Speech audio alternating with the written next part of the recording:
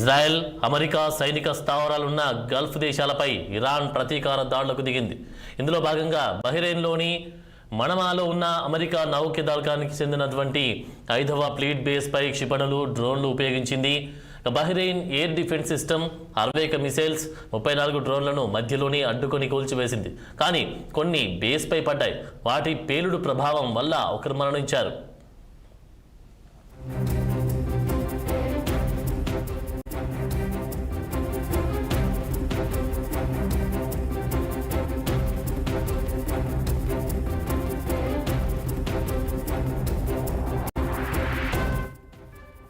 అయితే ఈ 5వ ఫ్లీట్ బేస్ వద్ద కొంత నష్టం జరిగినట్టు శాటిలైట్ ఫోటోలు స్పష్టం చేస్తున్నాయి.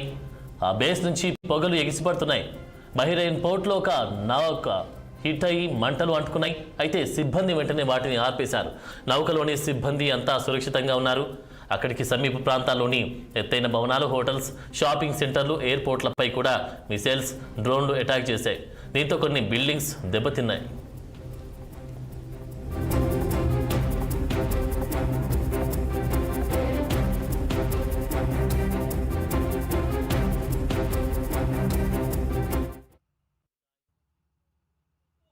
,16,000 మంది సైనికులున్నారు. ఇరాన్ ప్రతీకార దాడుల నేపథ్యంలో బహ్రెయిన్లో పాఠశాలలకు సెలవులు ఇచ్చారు. ప్రజలు ఇళ్లలోనే ఉండాలని అక్కడి ప్రభుత్వం ఆదేశాలు జారీ చేసింది. యుద్ధం మరింత విస్తరిస్తూ ఉందనే భయాలు అక్కడి ప్రజల్లో నెలకొన్నాయి.